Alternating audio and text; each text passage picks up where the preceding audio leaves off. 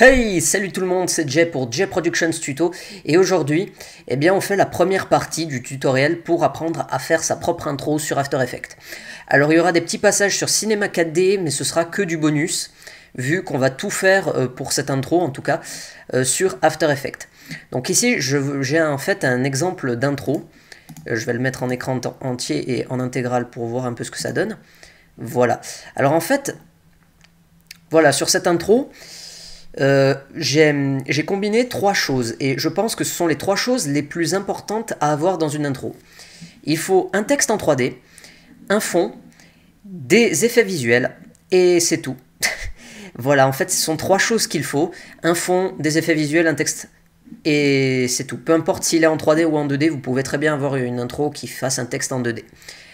Mais aujourd'hui, on va s'attaquer seulement au texte. Pourquoi? Eh bien parce que j'ai pas envie de faire des vidéos de 15 minutes. Je préfère tout vous expliquer à propos d'une chose et faire plusieurs vidéos et vous retrouverez l'intégralité du tuto dans une playlist. Donc on va attaquer tout de suite le tuto.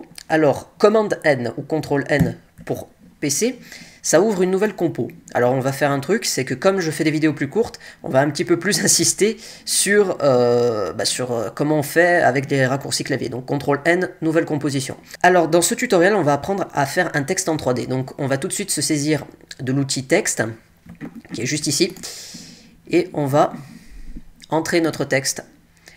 Alors moi en l'occurrence, ce sera tuto J. On va prendre une police que j'aime bien, backslash. Voilà, une police qui fait tous les A de ce style. Lorsque je mets le texte en mode 3D, mode vue personnalisée, je ne vais pas utiliser de caméra pour cette composition. Notez qu'il vous en faudra une dans la composition de l'intro. Là, on fait que le texte dans cette compo. Donc là, on a un texte, mais comme vous pouvez le constater, on a beau être dans un environnement 3D, le texte est plat. Nous, on veut quelque chose d'assez solide. Donc, ce qu'on va faire, c'est qu'on va utiliser un preset de Grey Machine. D'ailleurs, je vous mets l'adresse en bas de l'écran.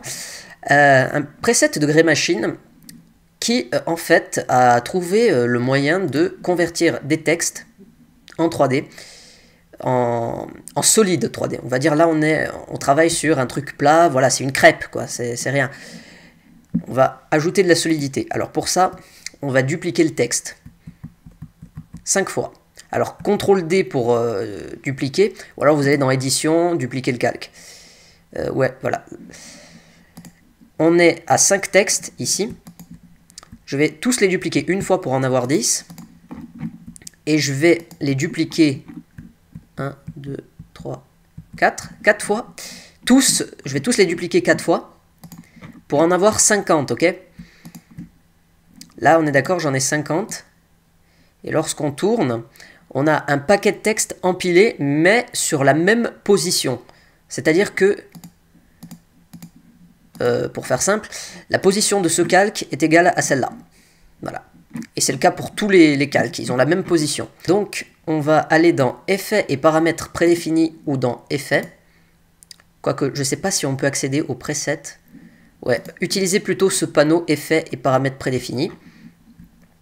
Je zoome un peu, et on va taper 3D. Et là, on va trouver ce preset, Grey Machine 3D. Alors, pour installer un preset, je vais faire un truc rapide. Sur Mac, vous allez dans Applications, Adobe After Effects CS4, et là, dans Preset, vous mettez le fichier que vous avez téléchargé. C'est un format FFX, voilà, c'est ce fichier-là, en fait. Pour PC, vous allez dans votre disque dur, vous allez dans paramètres, pas dans paramètres, dans programme, et vous trouvez After Effects, et il y a le même dossier preset, donc ça ne devrait pas poser de soucis. Et maintenant, en sélectionnant tous les calques, donc je vérifie qu'ils sont tous bien sélectionnés, je clique 2 fois sur le preset Grey Machine 3D. Et bim! Voilà, on a notre texte en 3D. Et là, on va changer la couleur. Donc, on va dans... non, toujours pas. Caractère. Et on sélectionne la couleur qu'on veut. On va mettre du bleu pour faire original. Vu que moi, je veux toujours tout bleu. et hop, c'est bleu. Alors, autre chose, lorsqu'on va travailler sur notre compo de l'intro, on va pas travailler sur quelque chose de ce style. Je vais venir en caméra active. On va pas travailler, on va pas tout faire en tout cas sur cette composition. Donc on va faire une nouvelle composition et dès qu'on voudra utiliser ce texte, on va prendre la composition 3. On la drop dans la composition de l'intro. Là je vais aller en vue personnalisée pour faire comme s'il y avait une caméra. Je vais le mettre en mode 3D et là on est encore sur de la crêpe. Comment ça se fait? Mais nom de Dieu, pourquoi? Eh bien parce qu'il faut cocher le petit astérisque. Là, lorsque vous allez dessus, on vous dit pour un calque de composition, réduire les transformations pour un calque vectoriel pixelisé en continu. Réduire les transformations, en fait, c'est ça. Si je devais mettre une description de cet astérisque, ça serait conserver les effets. En fait, tous les effets qu'il y a dans cette compo, tous les calques qu'il y a en 3D et compagnie, tous les presets, eh bien, ils vont se retrouver dans cette composition lorsqu'on va cocher cet astérisque. Hop, on a notre texte en 3D et sur un seul calque. Maintenant, si on veut faire des modifications, ben on va dans ce calque et on fait comme on veut. Voilà, pour un texte en 3D, n'oubliez pas, le preset de Grey Machine, en fait, empile les calques les uns derrière les autres.